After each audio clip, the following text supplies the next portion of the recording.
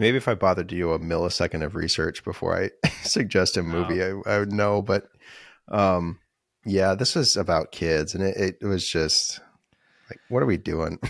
Yeah. Like, we're almost 40 and we're talking about kids movies on a podcast. What are we doing?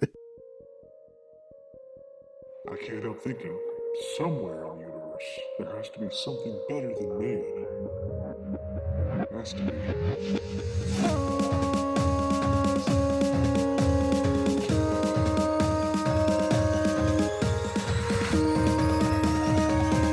Ladies and gentlemen, welcome to Ascension to 10.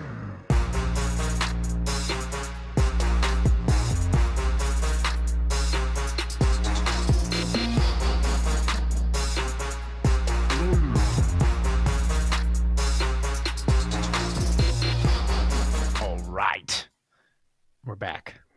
Look who it is. We're back. This is it's good. This feels good. I feel like we're really getting in a rhythm here. For the A little audience, regular. you know, they will seem like 2 different weeks, but I feel like we've talked like 4 days ago. And now we're on again to chat. It's awesome. We're back at it. We're professional podcasters. PPs.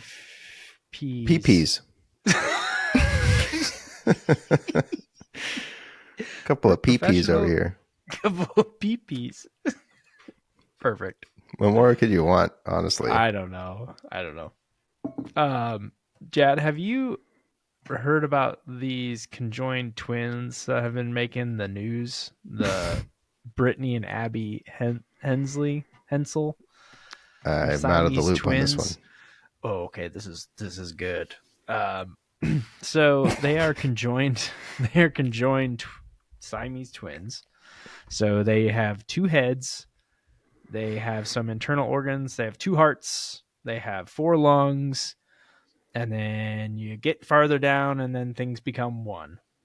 Right? They have just one of things. Well, one of them is married. And she's been married for a couple years.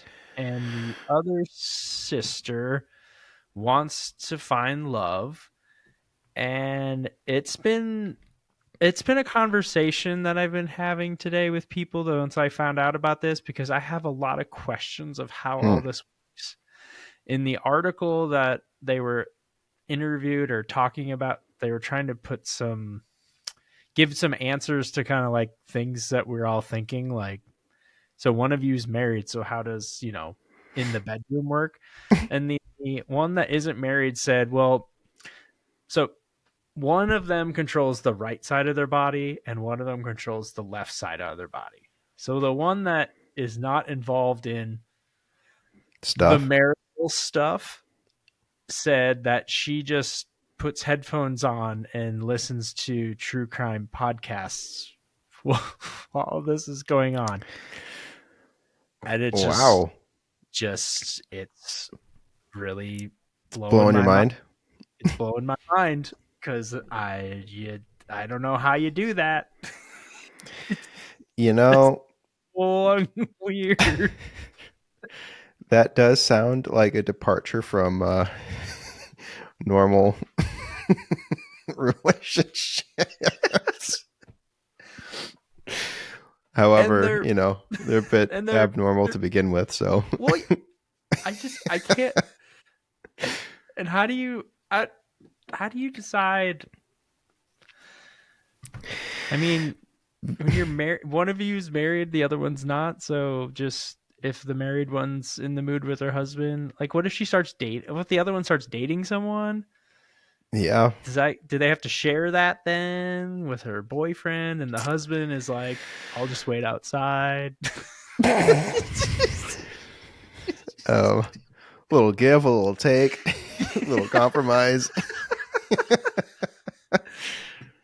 It was, this all started because like someone told me about this and I was like, oh, that's really weird. And then my head started thinking about these questions. And then there was this picture that had like a diagram of their bodies. And so I was thinking that there was 2 of everything. And then once we saw it, I was like, oh, this is weird. Like, and then the explanation from the sister talking about like, oh, I just listened to like a podcast or I watch Netflix or something while this is happening. I was like, ah, they can feel everything. Okay, yeah. So they know what's going on. The other one knows what's going on. Right. Yeah. Interesting. Yeah. When we get done here, certainly look that up, Jad, and we'll have a follow up for next week. Fine. Yeah. Well, this will be a running story. Yeah. On the Ascension to 10 podcast. Keeping Just up with the keeping up with the hens, menage a pencils. trois that's going on over there. Well, Spenny, there's someone out there for everyone. That's the lesson we can learn from this. And that's beautiful. Somebody. That's right. There really is. How long did you say they were married? Or one of the pairings was married? 2 years now, I think. Sheesh. Yeah. So they live together then, and so it's the three of them plus whatever extra goes on for the one that's not married. And if they have a baby, they only have one set of reproductive organs, so there's going to be a baby in there at some point if they have kids. It's going to be a very interesting development. That's fascinating. And obviously this is all very well, okay, so this all is, we're talking about intimate workings of these people's lives, right? But they're somewhat in the public eye, I guess, since there's this information about them. Yeah, so they had a reality show on TLC when they were teenage girls. Of course they did. Okay. Yeah. Okay. Of course. Okay. Well, okay. I should say, of course, TLC had a show about them. Right. Yeah. Yeah. Yeah. So, okay. I don't know. I learned a lot today. I will admittedly, this went down a rabbit hole at work. So discovered this, and people were telling me about this, and I was like, "Oh, we gotta talk about this because this is, I don't know." It's interesting. Wait, because I remember seeing some like way back in the day, right? Are they our age? Yeah. I think they're in their 30s. So okay, they've been around for a while. Okay, because I remember as a kid, they were on the Oprah Winfrey show in 1996. Are they blonde? Yeah. Okay, I think I know who you're talking about then, because I remember, as a kid, randomly seeing those bizarre TLC shows and then seeing a segment on them or something, and that's when they were kids too. So it's weird to now think of them as adults and not, teenage conjoined kids trying to navigate the lives of otherwise normal teenagers plus the situation they got going on. Another fun fact I'm learning today is they had a third arm when they were born, and that was removed. So I don't know the location of that third arm. But was there a third twin? Was there a triplet? It's inside. Maybe they absorbed it. All right. Well, Spenny, let me post a hypothetical then. What if we were conjoined? So, okay, imagine us being conjoined. And we're okay. Yeah. Well, okay. What would be the optimal setup for us being? What would be the permutations that would make us the happiest? I think like one body and two heads, or because sometimes it's two bodies that are just four, two arms, two legs for each person, but they're joined at the hip or something, right? The stomach or something. Yeah. Well, yeah. The interesting part on this is that they control one half of each other. Like, so one's the left and the right, but they've been doing it for so long. It's like it's like a normal human now. Like it's all second nature. Like they can type emails and stuff. So I was like, that sounds not a bad deal, except for the fact of what's happening Bad down deal. below.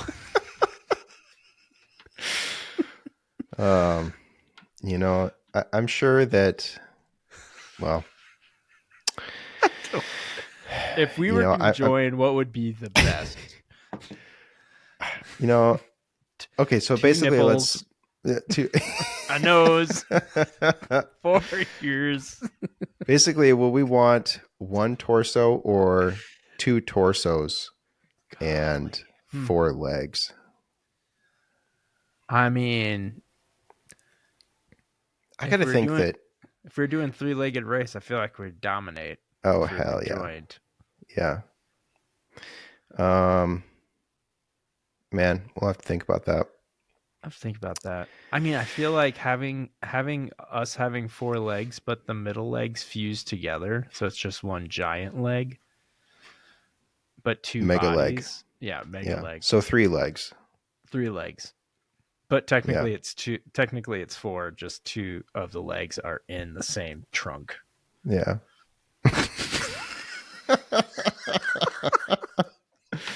In a way, I'm looking at us right now, and the 2 of us have been in this arrangement for all of these episodes, right? Yeah. And so in a way, we're kind of already conjoined because our heads are so close to each other. Yeah. And the cameras just disappear, so the viewers don't know what's going on. Yeah, that's true. I mean, yeah. Just I'm usually about 1,000 feet higher than you, but this time I think we're looking pretty good. We've got it figured out. Yeah. Well, something to think about. And if anyone in the audience has lots of questions, please reach out to us at boys@ascension10.com if you have some thoughts on the matter of being a Siamese twin and what's the best. Yeah. Ask us Setup. your questions about conjoined twins and their lives, because obviously we know what we're talking about here. Exactly. Well, very good. Yeah. No, that's fascinating. It's fascinating stuff. And it's all about science. So that's why this is a sci-fi podcast. So I thought it was scientific. So thought I'd bring it up. I'm just realizing that I don't think I've seen a single sci-fi movie where the idea of two people conjoined anything is a character or a plot point at all. And I think I can understand why, because that would probably be insanely insensitive, right? To just, it would kind of make almost a sideshow out of. Well, there is a comedy with Greg Kinnear and Matt Damon. That's I remember that Kingpin, right? No, Stuck on You. Or Stuck on You. Okay. Well, it's about bowling, right? Bowling. No, Stuck on You is about Siamese twins. 2 guys. But don't they bowl? What? Kingpin is about the Amish guy, right? Yes. Who does his adventure. Yeah. Whatever they call that. Yes. I don't know if that's the right word or not. Let me just fact check that real quick, because I don't want to have said something that is gonna like end the podcast here. Rumspringa. Rumspringa. Rite of passage in adolescence. Yeah, that's it. And Amish. Okay, Rumspringa. So whatever I said. What's rum? I don't know. You know what? Let's just. Rumchata. I'll edit that out later, so we don't have to worry about it. Rum. So it'll be every time we've said the word rum, it's just going to be our bleep. So you guys don't know what we're saying over here. I promise it's not intentionally bad. Are we gonna have to bleep this entire segment? I don't know if we can talk about. Now you're making up words. I don't know. Gee whiz. Man, we're going places with this one. This might be our last episode. Yep. Man, that's good. I do have, unrelated to this, I do have a story that I wanted to tell that happened recently. Do tell. I was out playing with the kids in the driveway, and we live in a cul-de-sac. And across the cul-de-sac from us, we have some neighbors that have a little boy that plays with us every once in a while. And we looked over and we're playing and we're looking at their garage door, and their garage door just keeps going up and down, up and down, up and down. And at one point, it's just like halfway up and down, just going up and down, up and down, up and down, up and down, up and down. We're we're looking in the garage trying to see if like someone's messing with it or if there's somebody doing something. There's no one around. So this garage door is just going up and down, up and down, up and down, up and down. And finally, the mom comes out and she's like out there trying to figure out what's going on. And then all of a sudden she just starts running. She runs away from the house. And we're like, what is happening? And she's running and she just runs down to like 2 blocks away, and we see her running to the bike trail, and I'm just like, what is going on? And she comes back like 5 minutes later, just walking back up, and then just goes inside and closes the garage door, and we're like, okay, so what happened? So we go back inside, like we're not going to get the answer. So I see her a couple days later, and I'm like, hey, like what happened with your garage? And she's like, well, my husband dropped the garage door opener in coffee, and then somehow someone pushed it, and when it got pushed, it just kept like pushing itself on the repeat and repeat and repeat.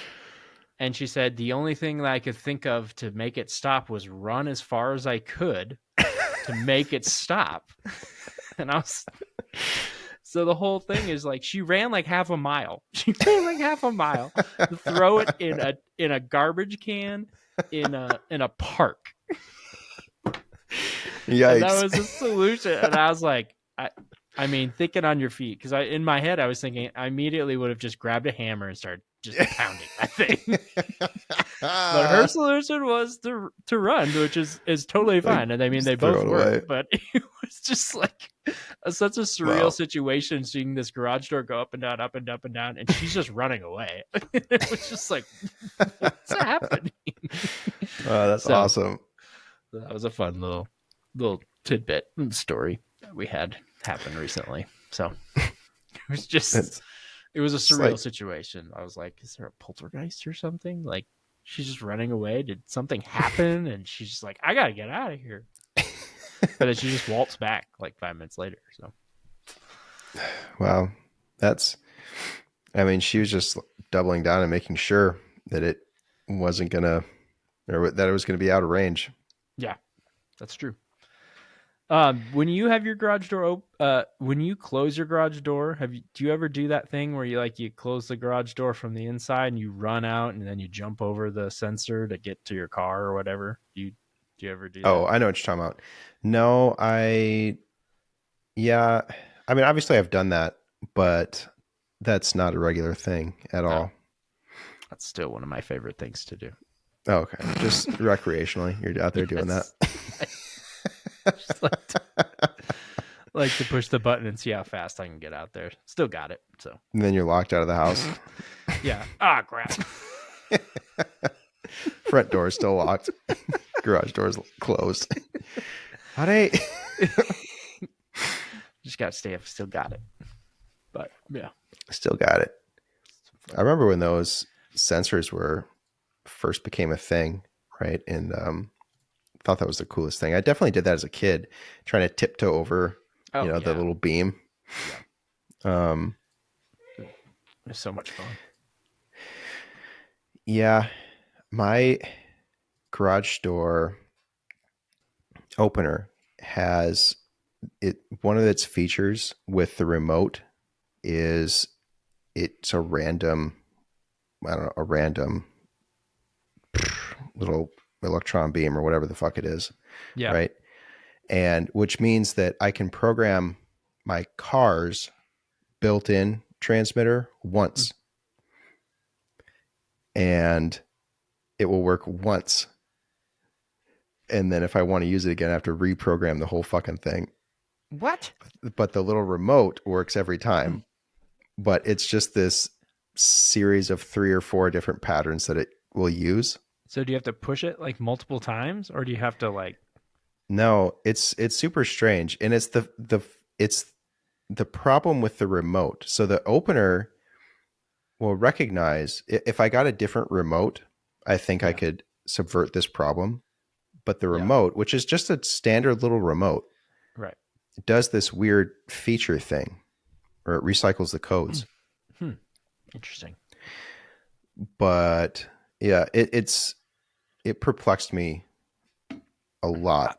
I didn't know I could do that. Yeah. And it's really annoying because I want to just be able to use the built-in thing right on the car. Right. But no. Nah. Not in the cards. Man. Unless I buy a different remote. Which I don't want to do because this is a rental. So why would I just have to buy a new car? I think that's what it boils down to. I mean, just get a new car every time I want to open the garage. Program them all. Or just have 4 cars and see which one works. Well, and it's really annoying too because the transmitter on the car is really powerful. Yeah. So it will the opener will recognize it from before I'm even out the driveway, right? Yeah. Super beam. But the remote will only work in the car if I'm right next to the garage door. So it can't go through the glass or whatever else was happening in the car, or I have to roll down the window and jack my hand out to like point it directly at it. So there's no obstructions whatsoever. So many goofy little things about this garage door opener and remote situation I got here. That's interesting. Yeah. Well, we're learning lots of things on this podcast. I didn't know that. 20 minutes in. Has any of this been interesting? I don't know. I guess we'll find out. So something funny happened the other day. I was driving my wife to the airport and we were just getting on the interstate and there was a pickup in front of us who had a tonneau cover over the bed. And on top of that, up next to the rear window was a set of keys. And I don't know if it was to the car because this was a Rivian and I don't know if they have keys, if they have a key fob. I assumed it was just kind of all on your phone, right? Or something like the Tesla where it's a little key card or something. Yeah. But this was clearly, it was a fob and a couple keys. And we could see them sliding around on this tonneau cover. And we thought, well, I don't know, maybe we'll try and pull up beside him.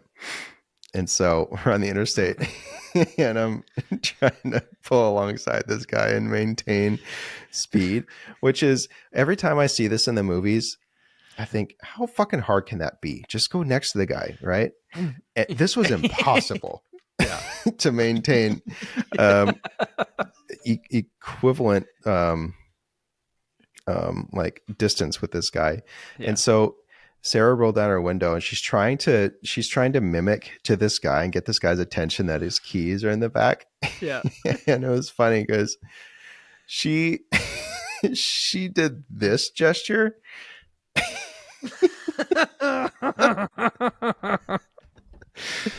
So you should be watching these. Yeah. If you're not watching on YouTube, Jad is putting his hands in front of him like a little claw. Like a squid or a claw or something. Dangling up and down. And she was doing this and like pointing. Stop.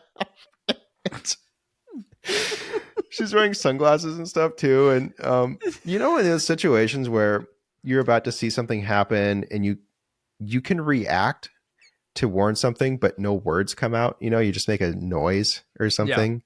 Like, that kind of thing. And instead of watch out or look out. I think that's what was happening with her because, we're on the interstate, we're driving next to each other. I'm trying to get it equivalent with him.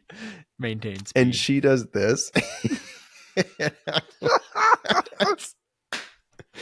No, she was That's an defending it as, I mean, that's what came to her mind, and fair enough. And I think she was thinking of, like if you're this. If you have holding a set of keys and they're and you jangling, jingle right? it. Yeah. And I was thinking, well, why didn't you do this? Like turning a key, Oh, the motion of yeah. turning a key and then pointing. She's, well, I don't know. And I'm like, well, would that have made any more sense than what I thought of? And so anyways, I think he looked at her maybe once, but he was really focused on the road. And I think that he wasn't really appreciating what she was trying to do. And so he slowed down a lot and we had to keep going. And it was one of those, well, we tried. Well, we tried. Kind of thing, But I just thought this was hilarious.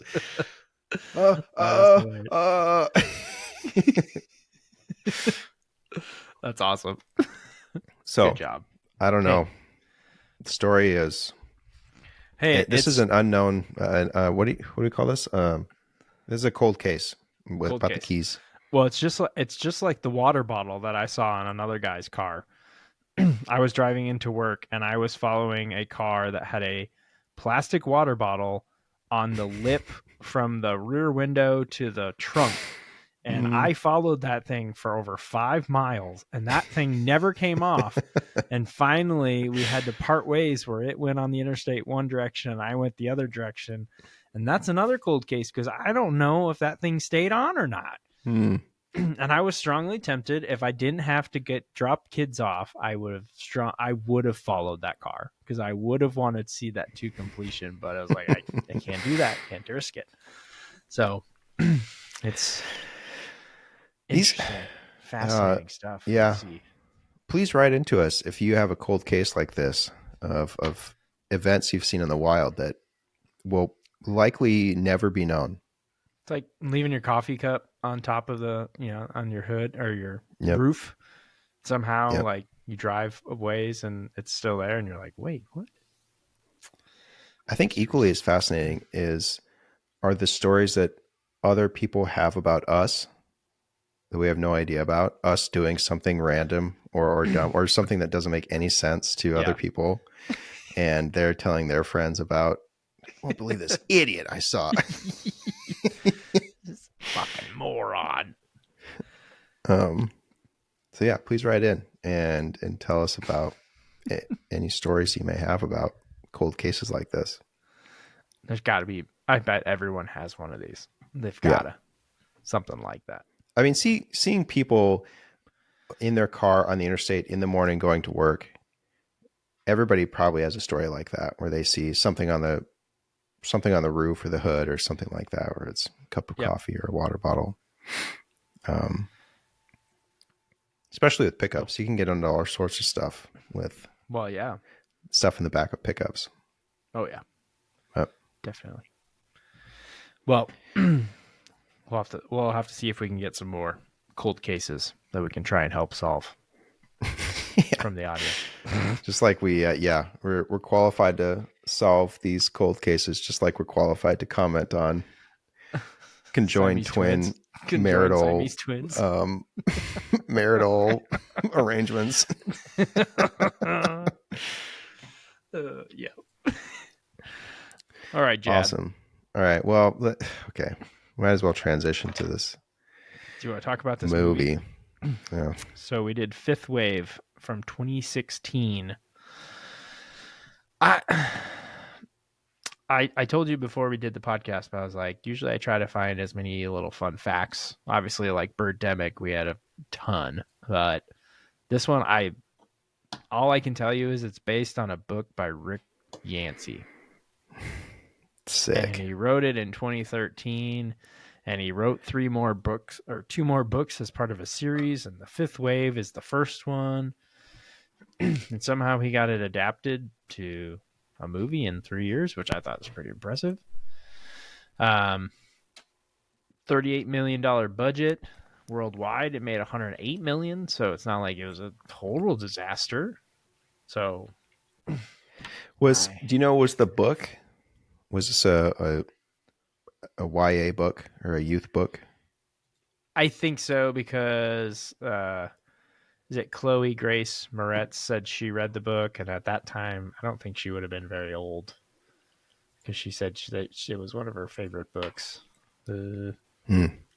So Probably, it right? Because sure this is seems like it. yeah, because this is a tweener movie, which I got to say, well, first of all, I couldn't wait for this stupid thing to be over. This was painful, and I think a big part of it had to deal with I had no idea this was a tweener movie when I picked it. Right, this was just an ad on my TV, and so, maybe if I bothered to do a millisecond of research before I suggest a movie, I would know. But yeah, this is about kids, and it was just like, what are we doing? Yeah. Like, we're almost 40 and we're talking about kid movies on a podcast. What are we doing? I'll do the synopsis. Okay. And then we'll talk more about it. Yeah. God. All right. Earth is under attack by aliens. First, they knock out the power by causing humanity to panic as airplanes fall out of the air. Then they whip up some tidal waves and rivers and destroy every city on the ocean coast. Next, they unleash a supercharged avian flu, proving that even extraterrestrials know the power of good hygiene. As if that wasn't enough, they start possessing humans, making everyone paranoid about who's actually just awkward at parties and who's an alien in disguise. The aliens' grand plan is to make an army of small children who will destroy the rest of human race. Amidst the chaos, one teenage girl leaves her brother on a bus with strangers. Then she decides it's time to show up and show these aliens what's up because she sleeps with one of them, and he tells her the entire plan. They're going to destroy all the humans. The sick. That's pretty much it. It was so dumb. So stupid. I mean, I honestly I was waiting for something. I thought it was building up to something until we got to the base and they put those goggles on.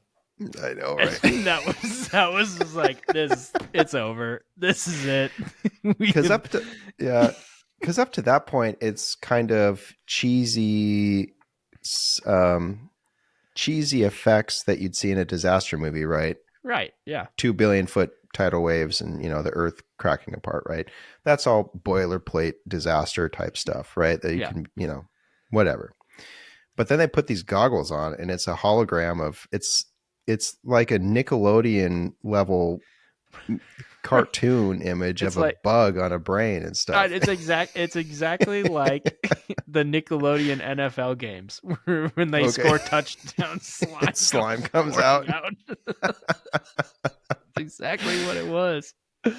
Oh my gosh. Yeah. It's the huge dip in quality whenever they put these goggles on. And like something you'd see on the CW, right? That's what we're talking about in terms of effects. Exactly, and this is a high budget movie. And I mean, it's only in a few scenes, but that makes it worse somehow, right? Because if they're only going to use it a few times, make it as good as possible. Yeah, it kind of reminds me of, you remember when remember the Batman and Robin movie we watched? Do you remember Bane's face? Whenever you were looking, mask, right? Yeah, he was wearing a mask, but when you look at it, when you saw the things, it kind of looked like Bane's mask, and that's what I kept thinking about. Oh, yeah. How it looks kind of weird. Yeah. Anyways. Well, it made me think of the Animorphs and how the whole premise of the Animorphs is that 2 alien species come to the planet. One's a force of good, gives these kids transmutational powers, and the other is just a bunch of earworms. Bugs that crawl up your nose or go in your ear. Sorry. Yeah. Yerks. And control humans. So all the aliens look like humans because they are. Yeah. But I'm not entirely convinced. So, okay. The weird thing is that, aliens show up, the earth explodes or whatever, and who cares? And so then it's like, survival mode. right, from then on out, and then Right. kids It's become basically important. all power in the And world is done. It takes out water pumps and stuff. So the only way to get clean water is you have to go to like rivers and stuff. Like everything is shut off. They can't figure out how to get power again. yep, So it's and so the main characters find this refugee camp in the woods, and I've never seen. Okay, so I've seen quite a bit of The Walking Dead back in the day, right? yeah. And what else did we see recently?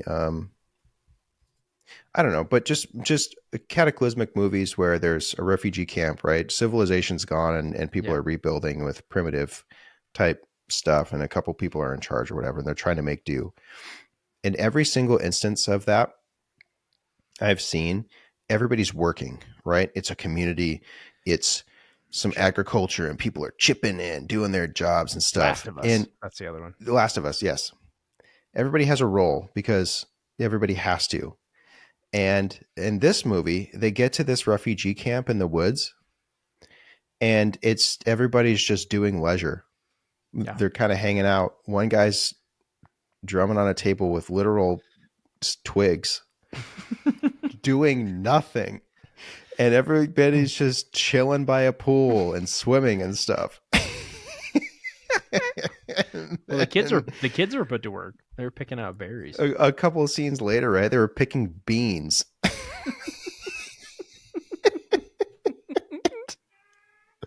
Everybody else is milling around doing Yeah. nothing, Yeah. literally doing leisure. That was the first scene they find in this refugee camp, which honestly seems like a pretty sweet gig. If the world's going to end, Oh yeah. and that was the outcome of you can just chill at a camp. How the part I didn't understand about that is, so they all left their homes because of the avian flu, and they just went to live in tents I think that, because it's better. yeah, I don't know. They just wanted that sense of community. That's the part where I understood like finding the commune, but I was like, why? Yeah. Why? There was nothing fundamentally wrong or dangerous about just staying at their homes, Right. right? They have to go source It was some like- water and food, but they'd have to do that anyways. It's like the main character, Cassie, the only reason that her and her family left was because, well, we're the only ones left on the neighborhood that are still there. Yeah. Well, let's just move out. And I guess they heard about this camp because on the way there, she It's like asked the 3 dad. miles away. Yeah. Yeah. So at that point, just stay in your house and just Go when you chill with want. them when you need. Right. Yeah. Or literally go to summer camp, which was what that place was. Yeah, exactly. and so I just thought that was so weird. And do you remember when in the beginning of the movie, the cataclysms were happening and stuff, and she's doing this voiceover of the first wave was power outs or something, right? Electromagnetics. Yeah. And then they caused the tsunamis and floods and stuff. And she said there was a montage of all these coastal cities and skyscrapers and stuff, and people, basically all dying because the waves were just taking out everything. Taking out She said, skyscrapers and stuff. every coastal city, every island, gone. Now, Yeah. if you're an alien invasion force, first thing you're going to do is take out the islands. Is that really a high priority target for you? I get the cities, right? But Yeah. we got to take out those islands, right? They're We on don't need islands. No. No islands. I don't vibe with those things. They can't be standalones. Come on now. No. I mean, They're literally surrounded on all in all directions, but we can't handle that. what caused the rivers to flood? Was it because of the oceans, or was it some magic thing that they just pulled water out and flooded places? My assumption was that they were doing earthquakes, right? And so the earthquakes somehow Caused caused some burbling up of river water. tides. Okay. Yeah, I couldn't. Dunno. I mean, obviously, I understood the ocean because we know that Yeah. when there's giant earthquakes under the water, that giant tidal waves will occur. But I didn't understand the river aspect because that's where our characters were, just filling Just up in water. Ohio, right? Yeah, in Ohio, Yep. and all of a sudden they're in a tree and there's just water rushing everywhere. So it was like, what? Yep. So maybe it was a Great Lake. It could be. Ohio? Was that Erie up there? Yeah, one of those lakes up there. I don't know. So the third wave was the avian flu, right? And They supercharged it. That was Super flu. specific. They talked about they made a super bug of the avian flu. The aliens did super flu. because they had the birds just spread the word, Shitting everywhere. just killing everybody. Right. Yep. So the mom worked as a nurse or something. Yeah. Doctor, nurse, Had unknown. a containment site or whatever. Unknown at a quarantine zone, right? Yeah, quarantine zone. And Cassie, the character, goes to the quarantine camp to go help out, right? Yeah. The mom sees her and she says, no, you can't be here. It's not safe, right? Yeah. Please leave. Guard, get her out of here. And wasn't that weird that the mom had her escorted out by a security guard? Yeah, it's weird.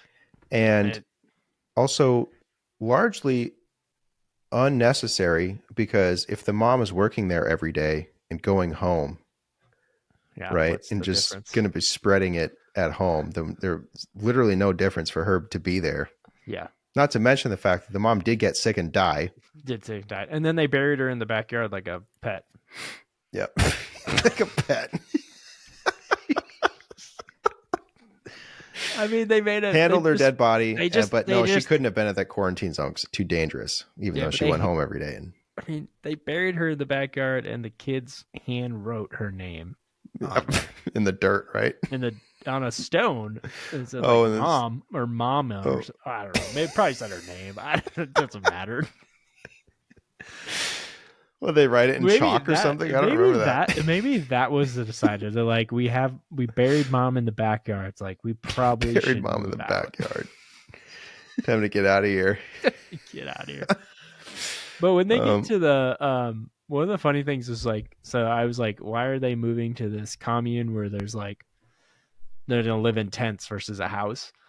But it's like right after they get there, and it's like the first night, like the dad comes over, gives her a Colt 45 and gives her like a 5-minute rundown or 5-second rundown of how the gun works. And somehow she's supposed to remember all the stuff. Like this and this and this, and then you take this and then you put the clip in, and then this is the button and then this is how you fire. And then it was like, how would anybody and keep it hidden that? But keep it hidden all with you always. Yeah, he could have given that to her at any point in time prior to that. Yeah, but he had about 2 lines in the whole movie, right? Yeah, he was. It's Ron Livingston, completely unnecessary. Yeah, I mean, a well-known actor, and he had no lines. Yeah, in this movie. So, whatever. Yeah, go ahead. Yeah. So then the army comes, right? And well, yeah, this is when like, I mean, this is where like everything in your head goes up. Like, this is not right. This is weird. Like something is amiss considering everything. No one can drive. No vehicles work. And then all of a sudden the military shows up with fully functioning everything. And you're like, wait a minute. That's not right. And that's when it was like, okay, so obviously these people are the aliens. Yeah, I mean, that's what I was so like, obvious, right? It's just like, what are we doing here? Come on, just get to the point, right? Right. So, okay, this is where it starts to just, it goes from being a lame disaster movie to making no fucking sense at all. Because they say, the army comes and says, kids get in the bus, adults meet in the assembly hall. We got to talk about some stuff. We gotta talk. All the parents willingly let their kids get on the bus. Okay, get on the bus. It's the military. We can trust the them. That was military one of the bus. lines. It's Yeah. the military. It's our military. So all the kids leave, they get bussed off, and then all the parents get shot up. Right. All of them. All of them die. Literally all of the all of them parents die in a barn. get killed by the military, which is quite obvious are the aliens somehow. Yep. At this point, you don't know how, but it matters so little, right? It doesn't matter. It just doesn't matter. And so, okay, keep this in mind. The military, adults with guns, okay? That's the important part. Come and kill adults with no guns, okay? And they take all the kids. Yep. And then you follow a couple of the kids along the way. And this one kid, fucking zombie. Which every time they say the name zombie or refer to him as zombie, I think of that YouTube video about the kid who likes turtles, right? I like turtles. Because the reporter is like, I'm here with my friend the zombie. I like turtles. His name is fucking zombie because he survived the flu somehow. I don't know. Yeah, his whole family's dead, so I guess that's why. But all the other kids also survived the flu, so yes. And then they all get call signs later because they join the military. But okay, they're like kid call signs. One of them's called Nugget, and Bubblegum or something, right? And and Oompa Loompa. Oompa Loompa. And so you're following along here with us. The enjoyment of this movie is just tanking by the second. And because now it's all about kids, right? And it gets more just almost uncomfortable to watch, and so, okay, they take these kids to this military base and they show this one kid, the zombie, through these special goggles. This other kid special goggles, a brain slug, a holographic brain slug, right? And it's this adult saying, "That's your enemy. They can look like us, and they're these bugs. We call this revenge." And they shock the kid. This kid is supposed to kill the other kid or something, so that the bug dies. Yeah, basically trying to see if they're willing to follow and kill him. And it just doesn't matter. And then, okay, so they train all these kids to be soldiers with the premise initially they're collecting the kids because the military told the parents that, look, the others are among us now, and the only way we can tell, or we can screen kids. We know how to screen kids, but we can't screen adults, and so that's why we got to take them.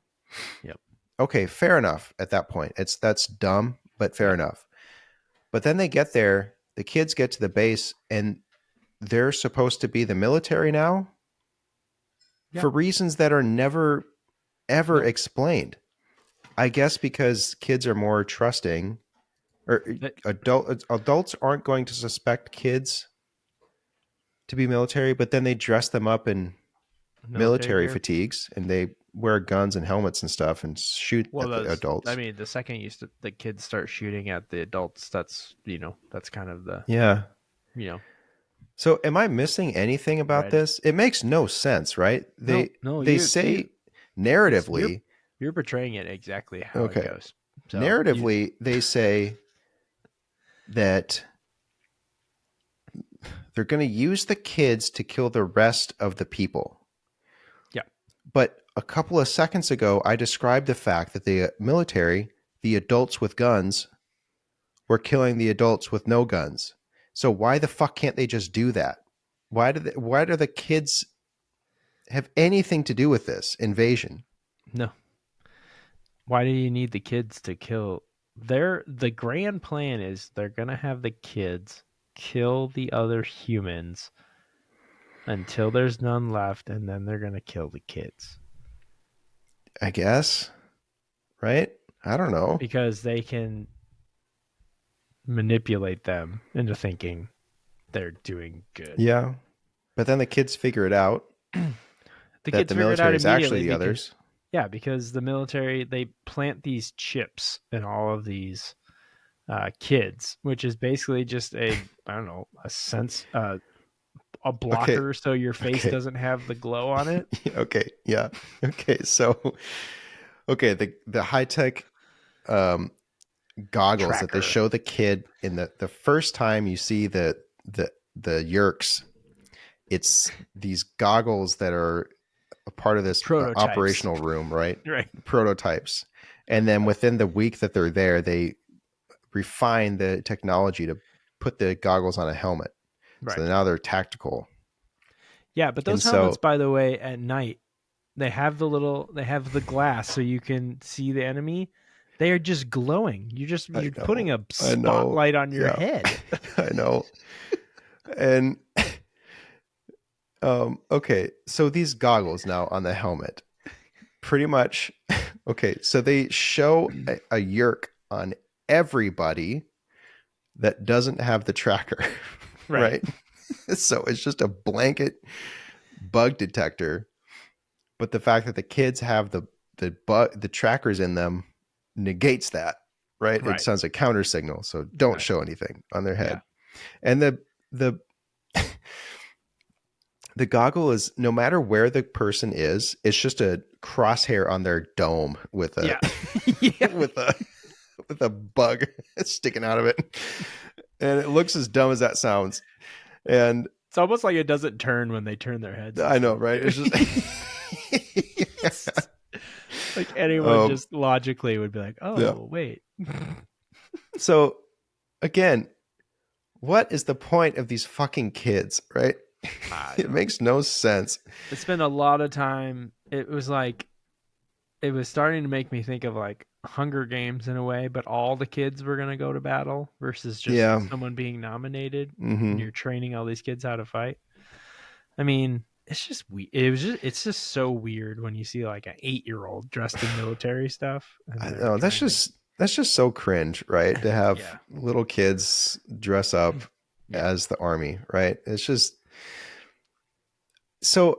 Now I imagine that this movie ends where the first book would end, right? It's kind of a cliffhanger because along the way, Cassie meets one of the aliens, right? And she didn't know that, and then he got found out, and she got pissed, but he switched sides because, as it turns out, he was born a human. Like, aliens were here a long time ago. He's just always had it inside him. I guess they did something. Pre-selected, so he was a sleeper agent. Yeah. From birth. So something happened with the mom, I guess, and the aliens, or we don't know, right? We don't know. It's just not in any way. That's maybe the interesting part about this movie, right? How do the aliens do any of this? Right. But no, they don't spend any time with that. So it turns out the aliens are humans. So they are humans. Maybe there are no bugs at all. Right. The whole bug thing in the head was completely made up so that they could have a graphic on a helmet. The point is, you don't know. Right. By the end of the movie, you know less than what you started. Yeah, we don't know what the aliens look like still. I mean, I assume they have to be, I think they're human. Or they replicate. They're somehow human and aliens at the same time. Yes. But almost certainly they're not the stupid fucking bugs. Right. Definitely not the bugs. So this sleeper agent, he turns back to being human or something. It's just a choice, I guess, at that point. And he blows up the base, right? But everybody escapes. All the aliens escape, and they take the kids. Yeah. So at the end of it, there is no gain at all. The sister gets her brother back, which I guess we didn't mention. Well, at all. we glaze over the fact. So this Cassie is the main girl. She leaves her brother on a bus that's going to the military base. So the whole time she's trying to get like 80 miles back to the base so she can get her brother. And then she gets shot because apparently all of these aliens are snipers out in the woods. Just snipers in the woods. It's literally snipers in the woods. They Yep. say that, and I was like, this is so stupid. Yeah. And then it was literally snipers in the woods just sniping people. Because anybody would they would try to go to the highways and stuff, and they would be over overpasses and stuff and just killing Getting humans. sniped. And something happened where he decided he wanted to help her. And he carried her, 5 miles back to his house and healed her up. And yeah, that's where he decided he's going to help. But then you find out they're superhuman, Yeah, super strong. And he's launching a guy into the air, and he's just running across the screen. And you're like, what the hell? Yeah. And then he single-handedly blows up the entire fucking base. He's like, I planted my bombs. You gotta get out of here. He just has bombs. This only reinforces the lack of necessity to have these fucking kids be the military, right? Because they already have a super army of they're snipers. all they have snipers. They're all super fast, super strong vampire people. And they have all the guns and technology, right? So why do they need the kids to be the military? And then so they get in the base and they save one kid, right? They save the brother, and let all the other ones get boarded up and flown away. It's not like any they took the brother no problem. Yeah, it wasn't anyone stopped him. So why not grab some more kids? You can see within this scene, all of the guards, they just literally walk past a guard that's keeping them all in file. No big deal. And so they don't matter? I don't. And so, okay. Yeah, I don't know. At this point, okay, so they get away and whatever. And so the kids are taken. Literally all the aliens. The defector, the boyfriend alien. Yeah. Blows up the base and doesn't take out anybody. Like 2 guys maybe in a random hallway. Yep. So they're all intact. They have what they came for, and they have all their aircraft and everything. So far it checks out. And there's at this point about 2.5 minutes of runtime left, and it's the kids sitting around. They took the kids. Yeah, I know. What are we going to do about it? I don't know. That's a tomorrow problem. That's a tomorrow problem. And at this point, so I was just renting this stream from Amazon. Yeah. Because it was less than $2. And I sent Spenny a video because I had to take a video to know if I was going crazy. And I'll cut and play it here.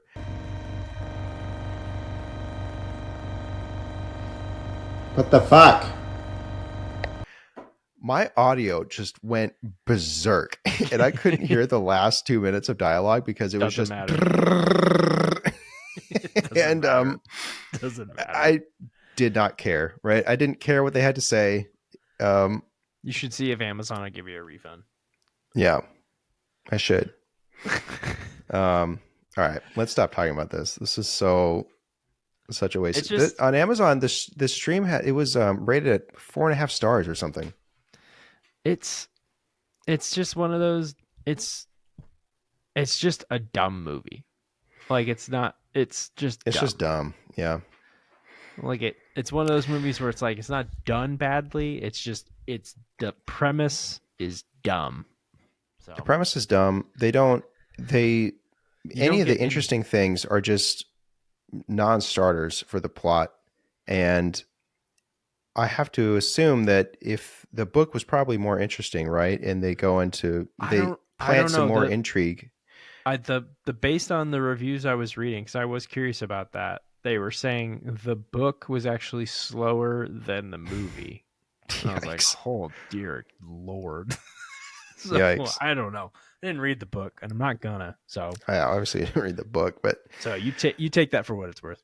It just makes me think, okay, why adapt a movie that has a cliffhanger ending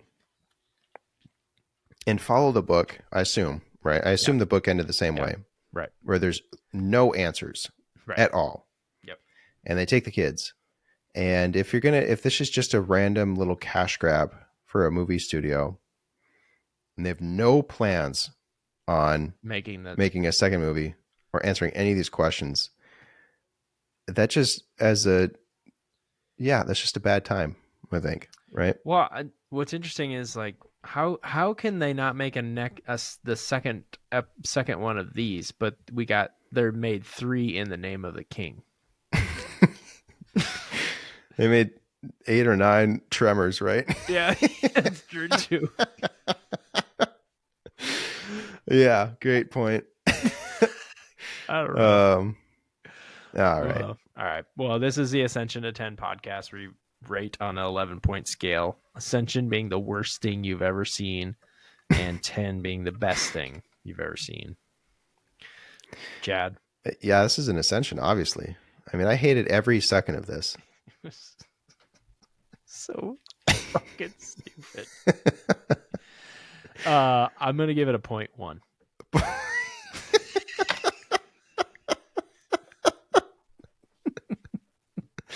I typed in point tilde on my the computer, and I'm just gonna leave it as that. That's perfect. 0 point tilde.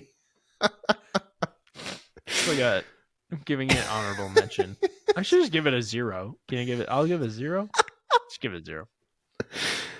No, you got a 0 point tilde. 0 We broke new ground on the Ascension to 10 scale. Awesome. What would be an equivalent score for you? I know you've given don't a point even- something before. Let's see. been a 0.4 while to Starship Troopers 2. Oh God. Okay, you gave 0.1 to a Mobius. Oh, this is Okay. interesting. I gave Mobius a 0. You gave it a 0.1. Why did we Morbius, just- that's what I meant. Why didn't we just give Morbius an Ascension? Why did... Ascension? I don't know. You talked me out of it, I think. It's probably because the movie before was probably an Ascension. We're like, man, we've been dishing out too many Ascensions. The movie before was Wing Commander, and we both gave it a 3.1 somehow. Oh, never mind.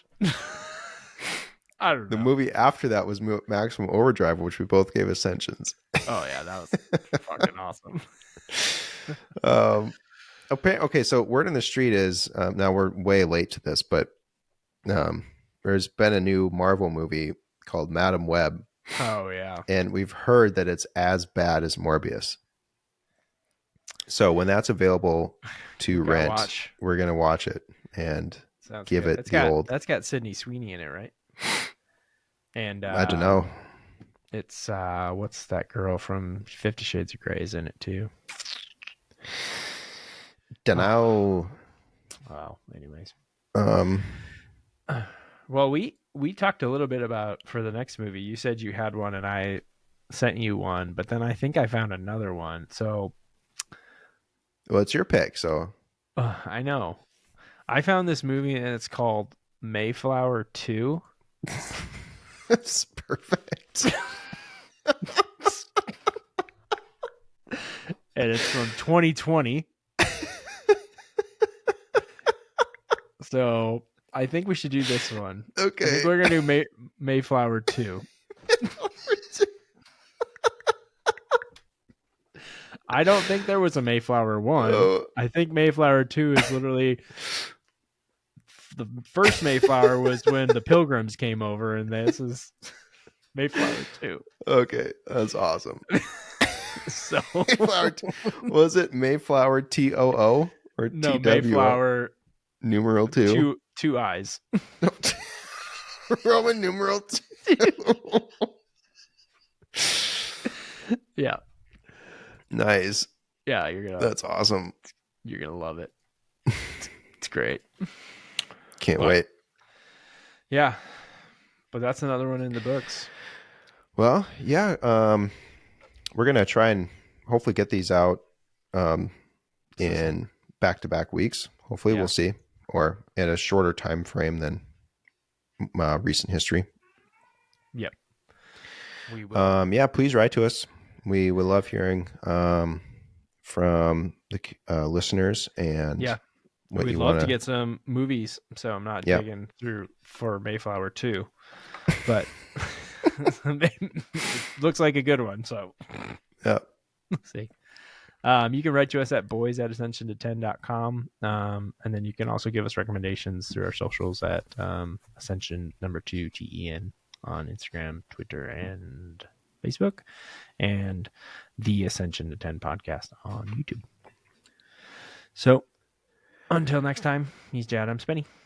Bye. Bye. Welcome to Ascension to 10.